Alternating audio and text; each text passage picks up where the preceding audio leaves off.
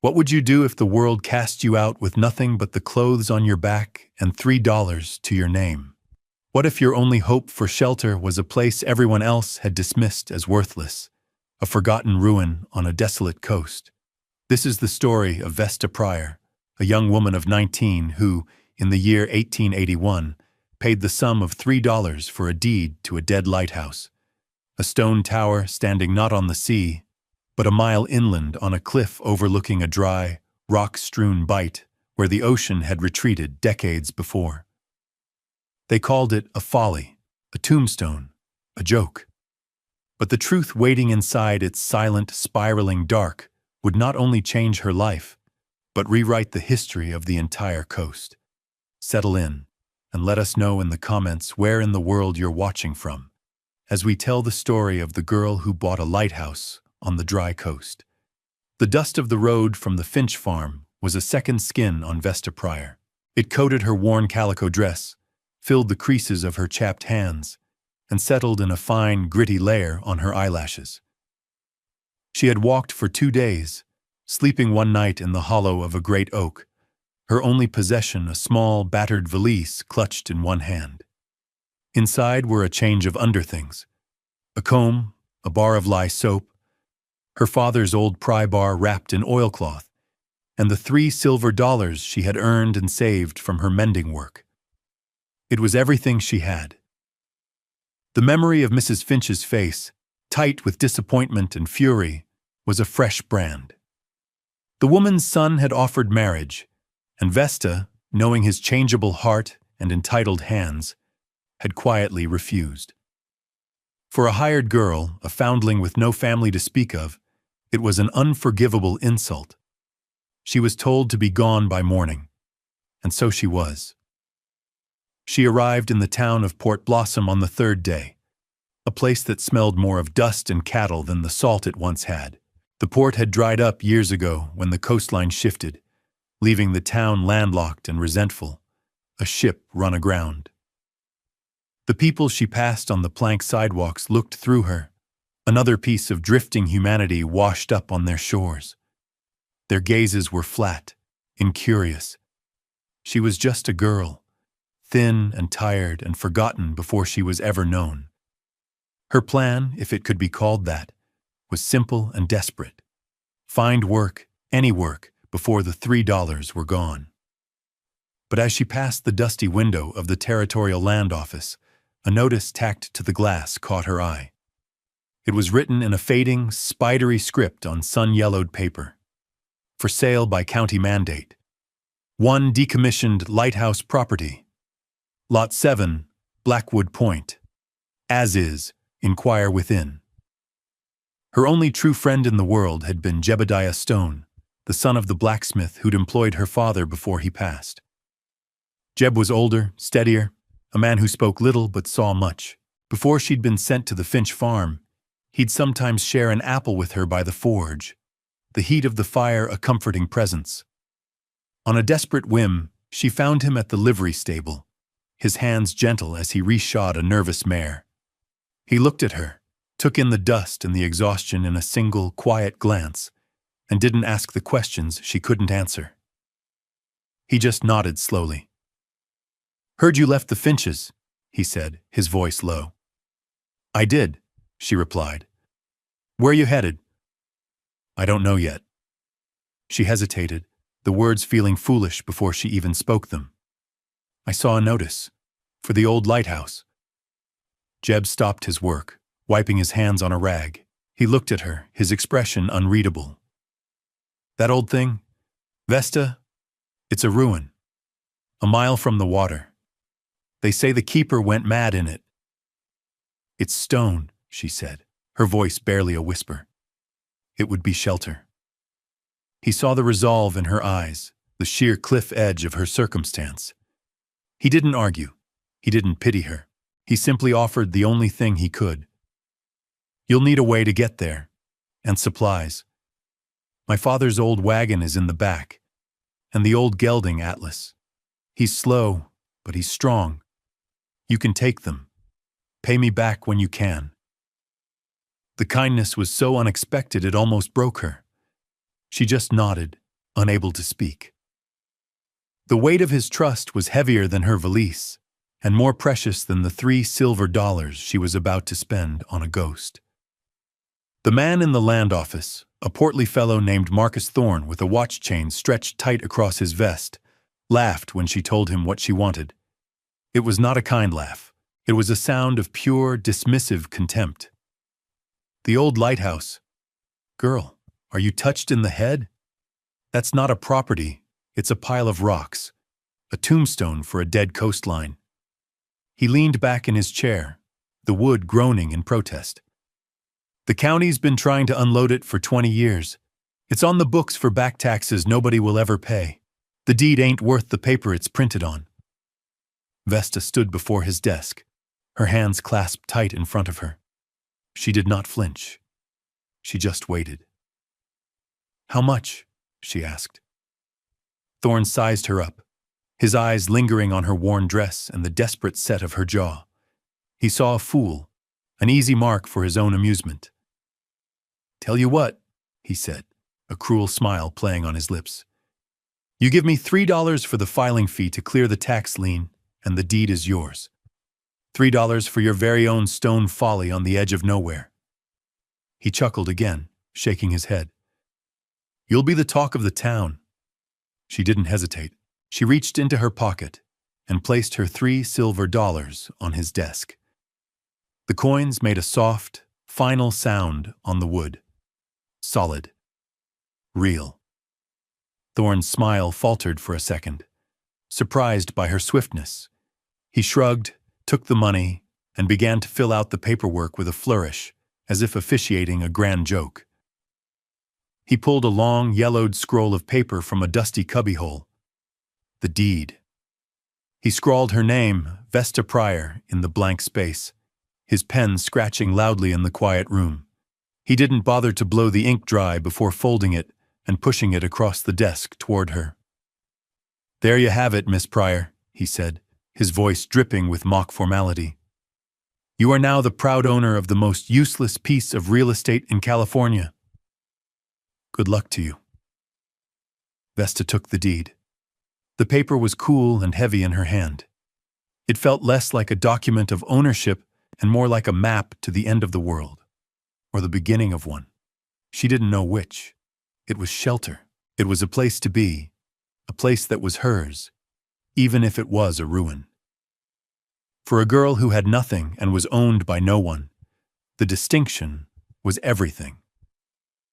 She folded the paper, placed it in her valise, and walked out of the office without another word, the sound of Thorne's laughter following her into the dusty street.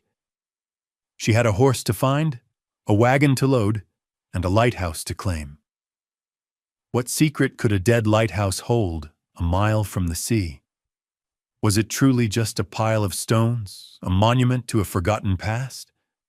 Or did its silent, spiraling staircase lead to something more?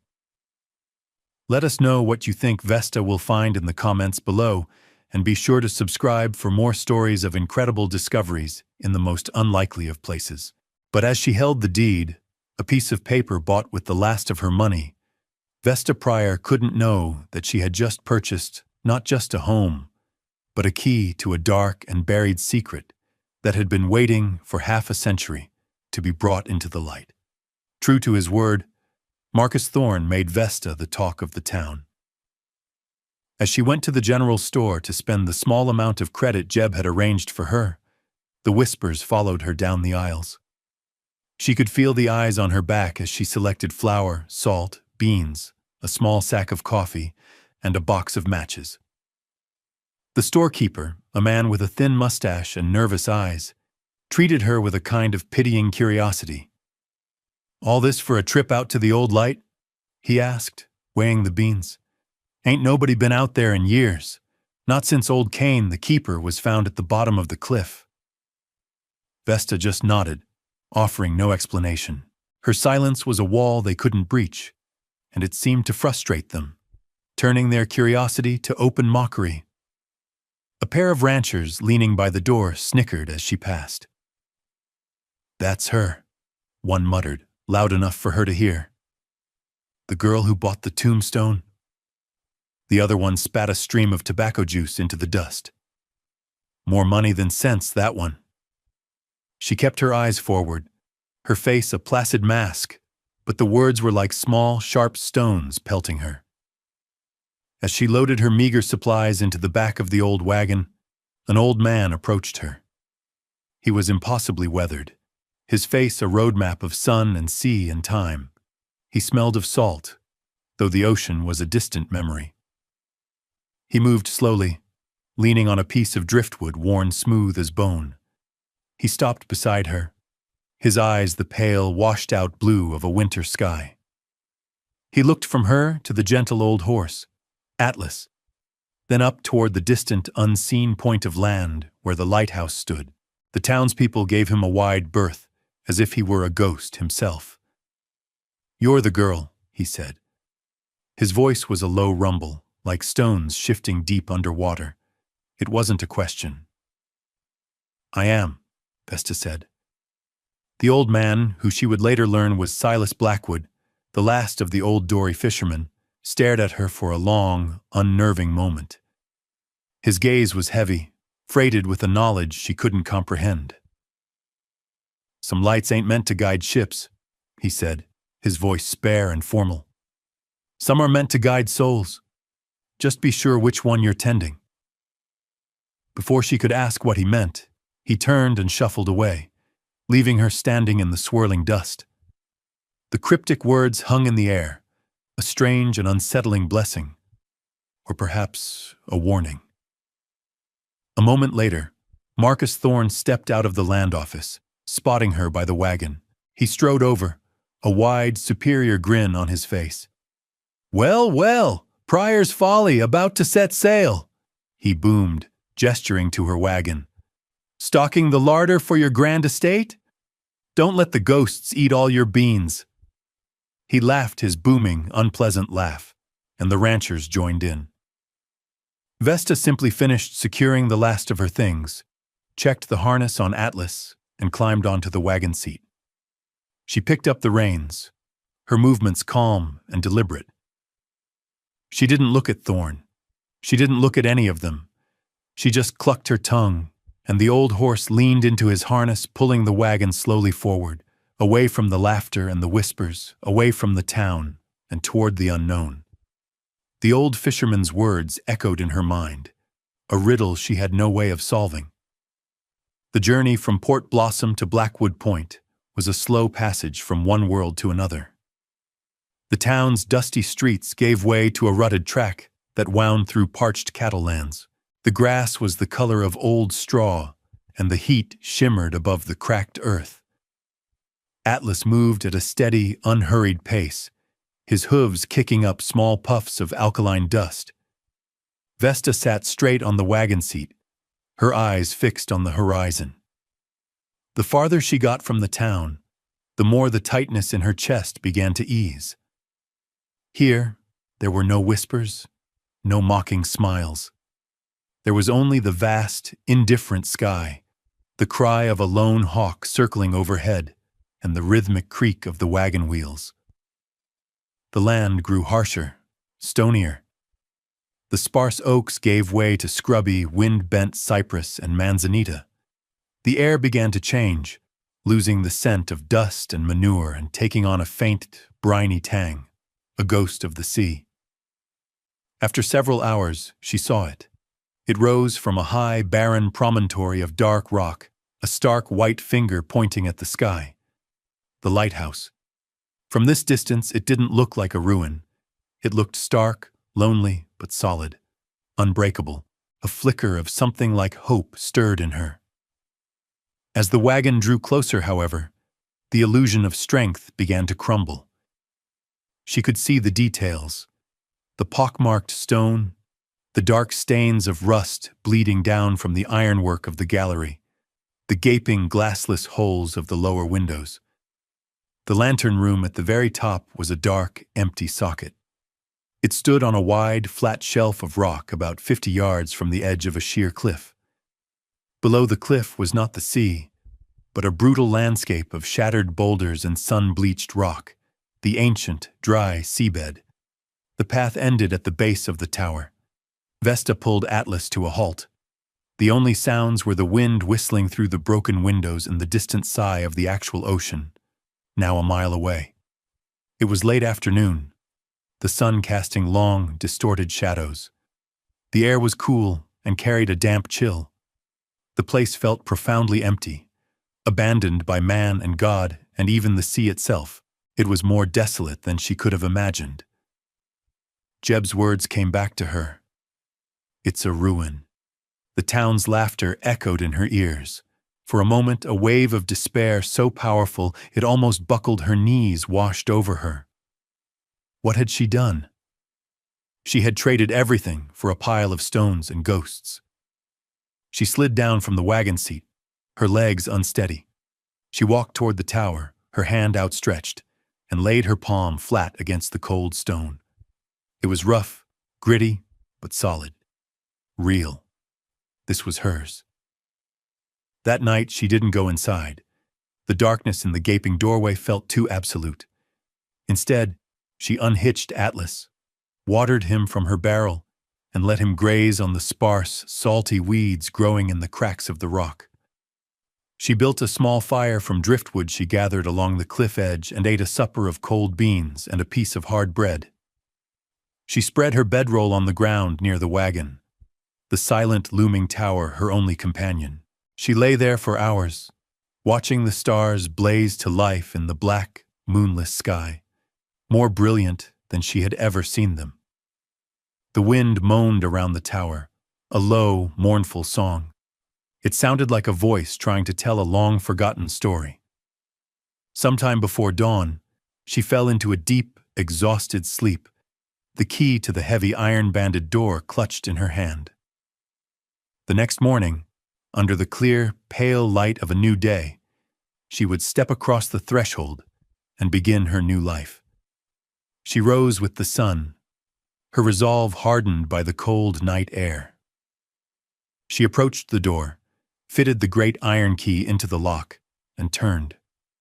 The mechanism groaned, a sound of deep rust and long disuse. With a final shuddering clank, the bolt slid back. Vesta pushed, and the heavy door swung inward on protesting hinges, opening into a deep, circular darkness.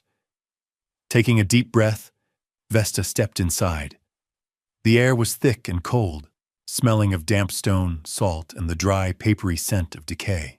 A faint, greenish light filtered down from the upper levels, illuminating a circular stone chamber. The floor was covered in a thick layer of dust, sand, and the tiny bones of birds and rodents that had found their way in and never found their way out. In the center of the room, a magnificent spiral staircase of cast iron, its surface a filigree of rust, wound its way up into the darkness. It was the lighthouse's spine. Everything else was empty. There was no furniture, no sign that anyone had lived here for a very long time. It was as Thorne had said, a tomb. But it was a tomb with a roof and walls that could keep out the wind. That was more than she'd had the night before. She spent the first days in a fever of labor. She swept the floors, starting from the top and working her way down, pushing decades of dust and debris out the door. She used old sacks she found in the wagon to block the broken lower windows, shutting out the constant, whistling wind. She hauled water from her barrel, scrubbed the grime from the stone walls, and established a small living space for herself on the ground floor. She set up a makeshift cot, a small table from an old crate, and a place for a small stove she planned to buy if she ever had money again. Atlas became her silent, steady companion. He would stand just outside the open door, his head lowered, occasionally letting out a soft huff as if to check on her. In the evenings, she would sit with him, sharing a piece of an apple, and watch the sun set over the dry bite, the rocks below turning from gray to gold to purple in the fading light. The lighthouse was 5 levels high. Each level was a single, circular room, identical to the one below it, all connected by the spiraling stair. They were all empty. As she worked her way up, cleaning each floor, a sense of the lighthouse's soul began to settle into her. She felt the immense solitude of the place, the deep, abiding quiet. She thought of the keeper, the man the storekeeper had called Cain, living here alone, year after year, his only company, the turning of the light and the sound of the sea. She wondered about his madness, about his fall from the cliff. Was it the solitude that had broken him, or something else? Finally, after a week of hard labor, she reached the top, the lamp room. This was the heart of the lighthouse, the reason for its existence. It was smaller than the rooms below, a cage of glass and iron. Most of the thick glass panes were shattered, and the wind moved freely through the space. In the center of the room stood the pedestal where the great Fresnel lens would have once sat. The lens was long gone, sold for scrap decades ago, no doubt. The pedestal was just a heavy iron base bolted to the floor. The room was empty, stripped bare.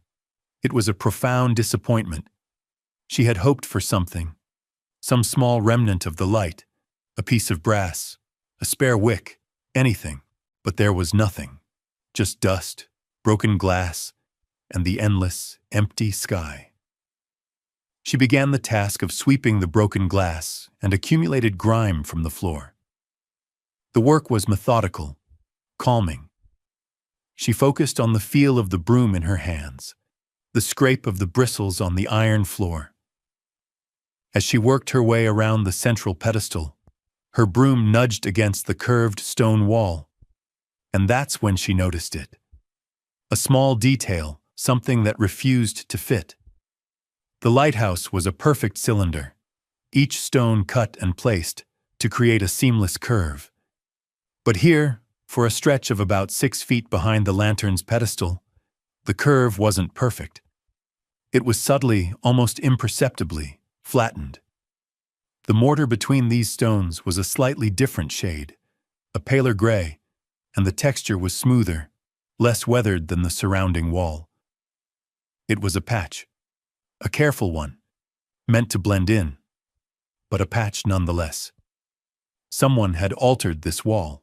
She stopped sweeping, her heart giving a sudden, sharp thump. She ran her hand over the stones. They felt different, colder, smoother. Why would anyone repair a wall from the inside, and so high up? She stared at the flat section of the wall, a deep, unnameable suspicion beginning to form in the back of her mind. For several days, Vesta did nothing about the wall. The discovery sat in her mind like a stone in her shoe, a persistent, low-grade irritant she tried to ignore. She had more pressing concerns. Her supply of flour was dwindling, and the nights were growing colder. Survival was a full-time occupation. She spent her days gathering driftwood for her fire, mending her one spare dress, and making the ground floor of the lighthouse as much of a home as she could. She even found a small, protected crevice in the rock face where a bit of soil had collected, and she planted the handful of bean seeds she had saved, watering them sparingly from her precious barrel. It was a foolish act of hope, planting seeds in stone, but it made her feel rooted to the place. Yet every time she climbed the spiral stairs to watch the sunset from the lamp room, her eyes were drawn to that flat section of wall. It was a question mark made of stone and mortar. Her father had been a stonemason, and she had spent her childhood at his side watching him work. She remembered the smell of wet lime and sand, the sharp ring of his hammer on chisel, the patient way he would fit one stone against another. A memory surfaced, clear and sharp, her father showing her how to spot a weak seam in an old wall. "Look for the new work," he had told her, his voice a warm rumble. "Time tells on everything, Vesta. The new work always tries to hide, but the stone always remembers." She remembered running her small hand over a patch he'd made in a church wall, the mortar still soft, and how he'd shown her the subtle difference in color and texture. Now, standing in the lamp room, she saw her father's lesson laid out before her. This was new work. Decades old, perhaps, but newer than the rest of the tower. The next morning, She brought her broom and a bucket of water to the lamp room. She wasn't ready to break anything yet. She was still investigating. She began to clean the wall with a damp rag, scrubbing away the years of grime. As the dirt came away, the difference became more pronounced. The mortar lines in the flattened section were finer, more precise than the slightly thicker, more weathered lines around them. As she knelt to wipe down the base of the wall, her fingers brushed against the floor. The dust here was different. It wasn't the gritty mix of sand and stone dust that covered the rest of the floor. It was a fine, almost silky white powder, plaster dust. She looked from the dust on her fingers to the wall. There was no plaster anywhere else in the lighthouse. It was all stone and iron. She stood up and tapped the wall with her knuckles. The original curved sections of the tower answered with a dull, solid thud. Stone. When she tapped the flat section, the sound was different. It was still solid, but there was a subtle hollowness to it, a deadened quality. Her heart began to beat faster. She pressed her ear against the stones, listening. Nothing. Just silence. But it was a different kind of silence. A contained silence. She pulled the small, heavy pry bar from her valise. It felt cold and purposeful in her hand. That evening, as twilight bled across the sky, she lit her lantern and carried it up the 138 iron steps to the lamp room. The wind howled outside the broken glass, but inside, Vesta felt a strange calm. She was no longer afraid of the ghosts. She was about to ask them a question. She wedged the tip of the pry bar into one of the fine mortar lines and leaned her weight against it. There was a faint, grating sound, and a small piece of mortar crumbled away, revealing not more stone behind it, but a sliver of dark, dry wood.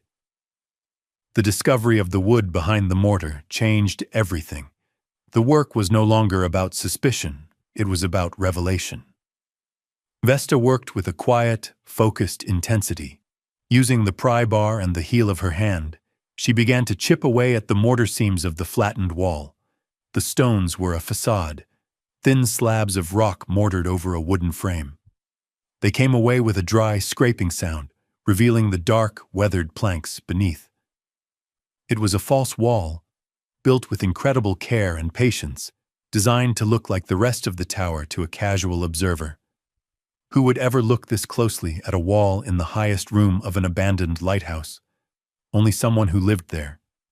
Only someone who was cleaning every inch of it, making it her own. After an hour of labor, she had exposed the entire wooden section. It was a simple plank wall, the boards fitted tightly together, covering an area about 6 feet wide and 8 feet high. There was no knob, no handle, no visible hinge. She ran her hands over the surface, searching for a seam, a latch. Nothing. She pushed against it. The wall was solid, unmoving. Stepping back, she held the lantern high, studying the construction. The planks were held in place by something from behind. There was only one way through. With a deep breath, she positioned the tip of the pry bar between two of the central planks and pushed. The old wood groaned in protest. She put her shoulder into it, leveraging her full weight. With a loud crack, the wood splintered. A sliver of profound darkness appeared. An odor wafted out, an ancient, dead smell of dry rot, stagnant air, and something else. Something metallic and faintly greasy, like old coins. It was the smell of something sealed away for a very long time. Her heart hammered against her ribs, a frantic drum against the howling of the wind. She worked the pry bar back and forth, widening the gap. The wood was brittle, and soon she had broken away a large enough section to see inside. She thrust the lantern into the opening. The light fell upon a small, hidden chamber, a secret closet built into the thick stone of the tower wall. And it was not empty. The first thing she saw was a series of dull, heavy-looking bars stacked neatly against the back wall. They were dark, almost black with tarnish, but where the lantern light caught an edge, they gave off a soft, unmistakable gleam. Gold.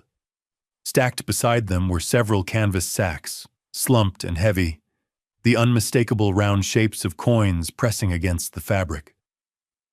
On a small, rough-hewn shelf above the gold sat a collection of tarnished silver objects, a chalice, a candlestick, a heavy chain, and several leather pouches that looked to be filled with jewelry. It was a pirate's hoard, hidden in the top of a lighthouse. But it was the object on the very top of the shelf that made her breath catch in her throat. It was a book, a thick ledger bound in dark leather, its cover warped and stiff. It was wrapped in a sheath of oilcloth, a sign that its owner had meant for it to survive. This, she knew with a chilling certainty, was more important than all the gold. This was the story. Trembling, she reached into the dark space and lifted the book down. She unwrapped the oilcloth. On the first page, written in a cramped, angry script, were the words, "Logbook and Accounts of Silas Kane. Keeper, Blackwood Point Light. 1845 to 1851. She sank to the floor, the heavy book in her lap, and opened it.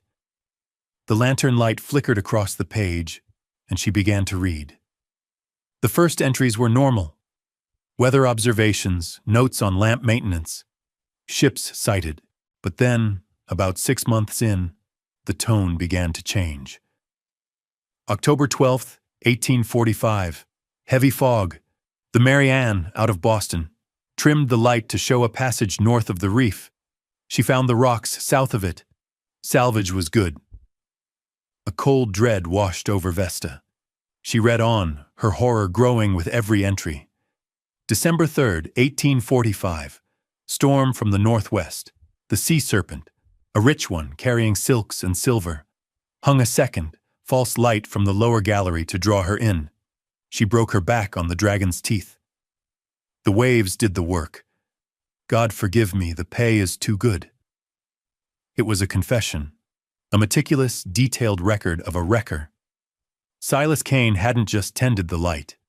He had weaponized it, using it to lure ships to their doom on the rocks below, then scavenging the wreckage for treasure.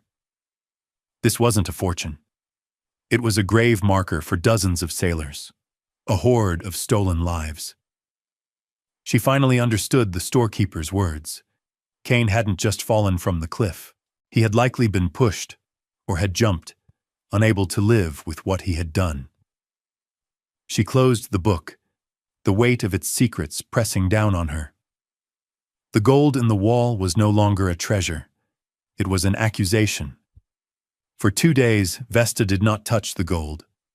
She left the broken wall open, a gaping wound in the lamp room, a constant reminder of the dark truth she had uncovered.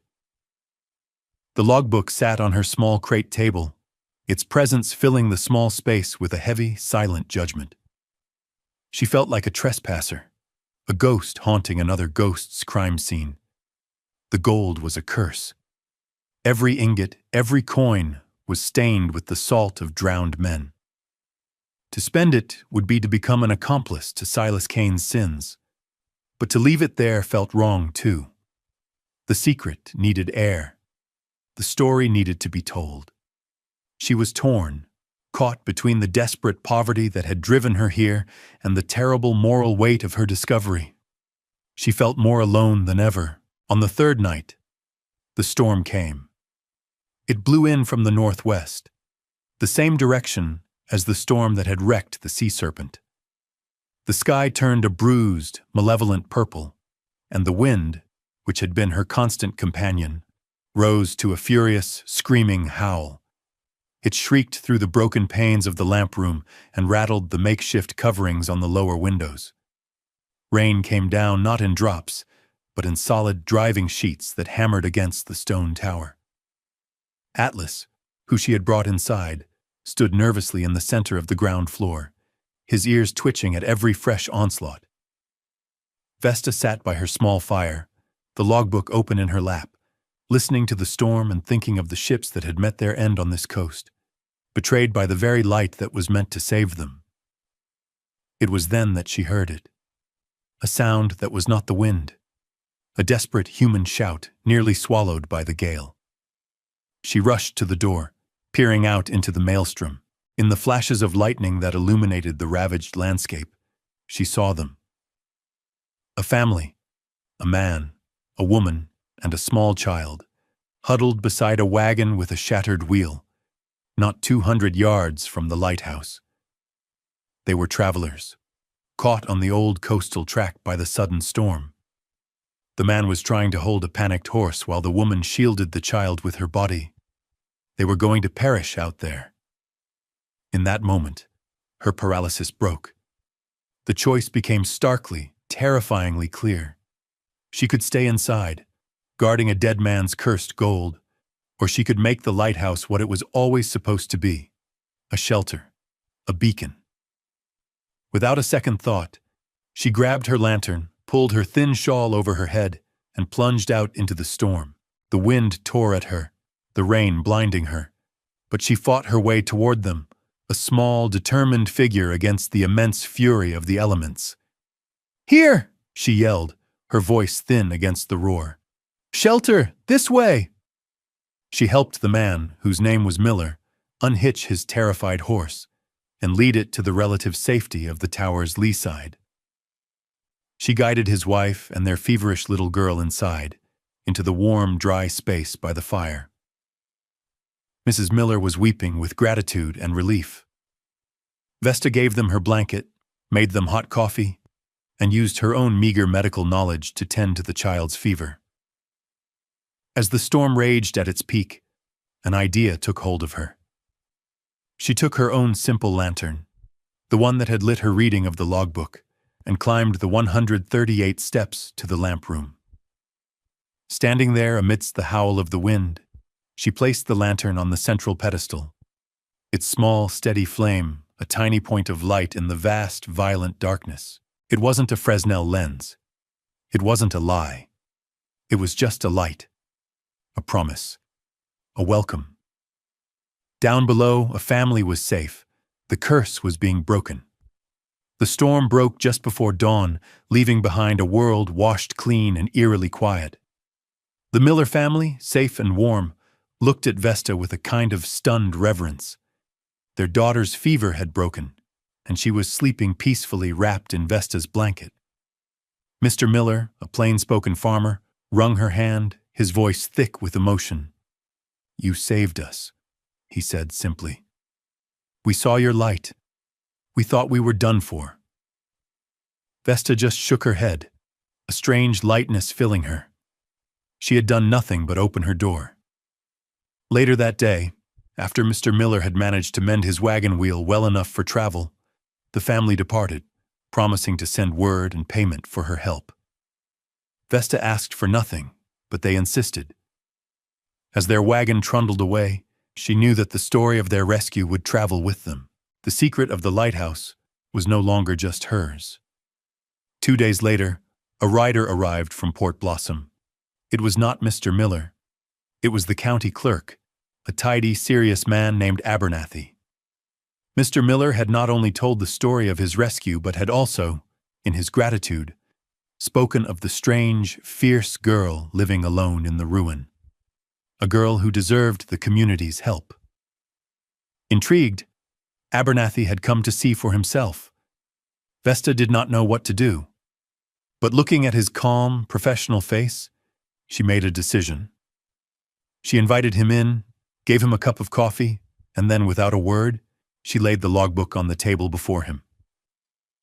Mr. Abernathy, a man accustomed to deeds and ledgers, picked it up. He read for nearly an hour, his expression growing more grim with each page he turned. When he was finished, he closed the book gently and looked at Vesta.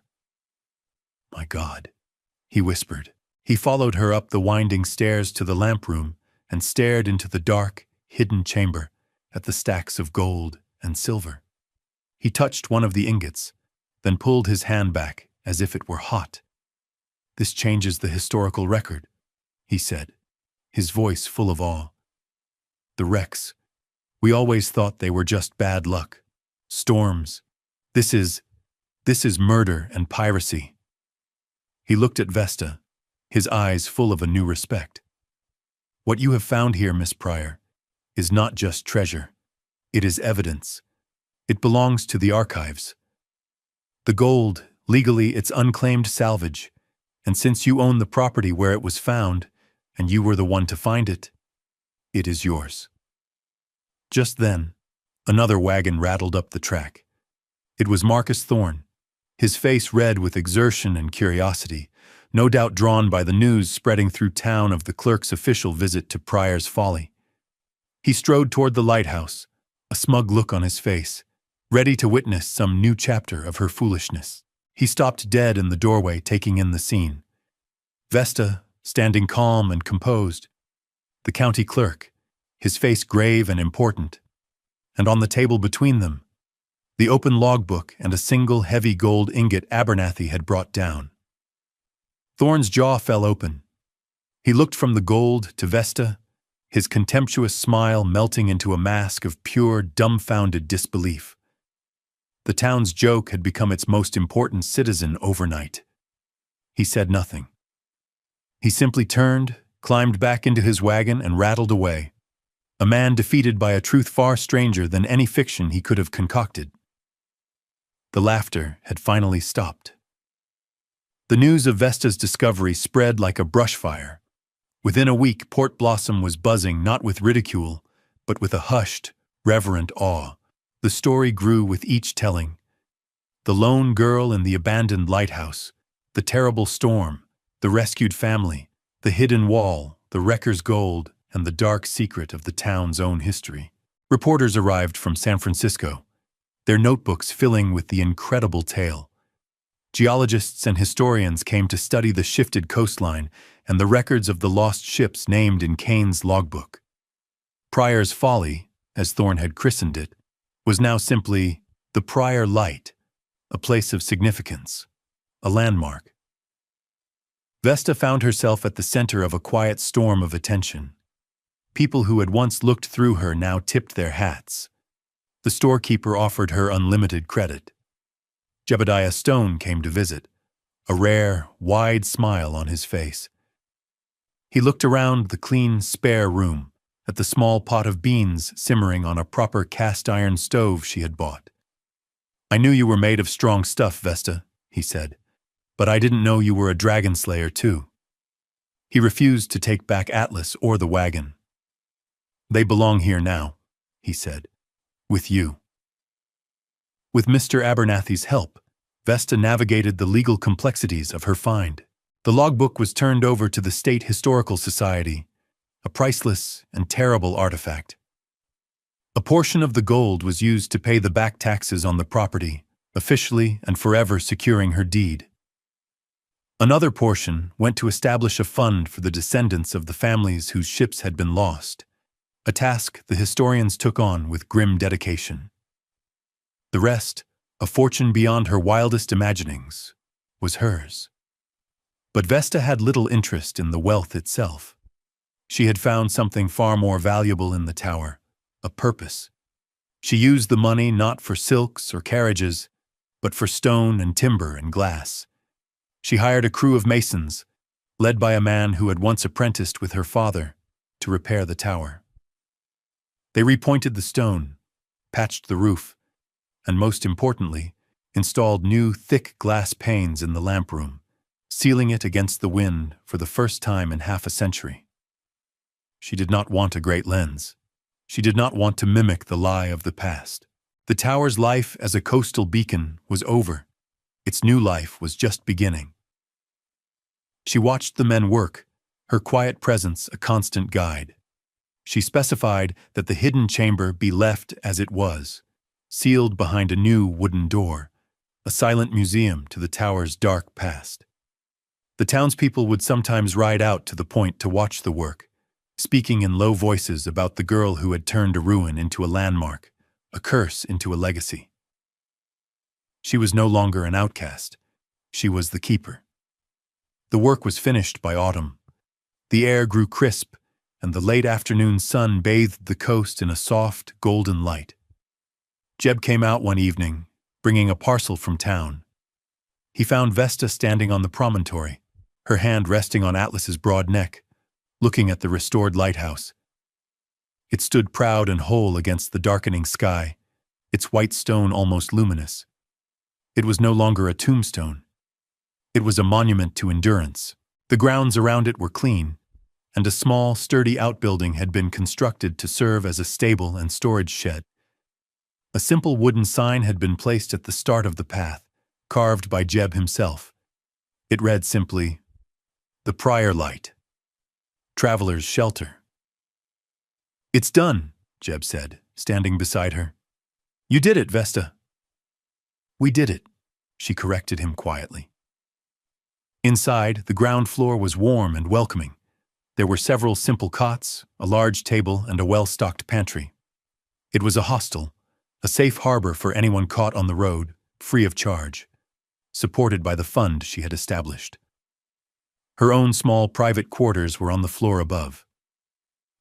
As dusk settled, Vesta climbed the spiral stairs one last time.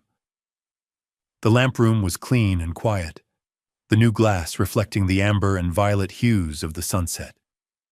In the center of the room, on the old iron pedestal, sat a single large oil lantern, its brass polished to a high shine. She lit the wick, a warm, steady, honest light filled the room, pushing back the shadows. It wasn't a beacon for ships miles out at sea. It was a light of welcome, a promise of safety for anyone who might be near. It was the light she had shown the Miller family. Jeb joined her, looking out at the vast, peaceful landscape. "Funny," he said. "Everyone called this a lighthouse, but it never really was. Not a true one. It was just a trap. What do you call it now?" Vesta looked at the simple, unwavering flame of her lantern. She thought of the cold, dusty girl who had arrived here with nothing, and the dark history she had unearthed. She thought of the family she had sheltered from the storm. A small, peaceful smile touched her lips. "I call it a lighthouse," she said, her voice soft but clear in the quiet room. "I think it's the first time it's ever truly been one. Thank you for staying with us to the end of Vesta's remarkable journey. Her story is a powerful reminder of the power of tending the right kind of light, and how true value is often hidden in the places and people the world has cast aside. If you were moved by her story, please give this video a like, and let us know your thoughts in the comments below. Be sure to subscribe for more tales of hidden history and quiet courage. We'll see you next time.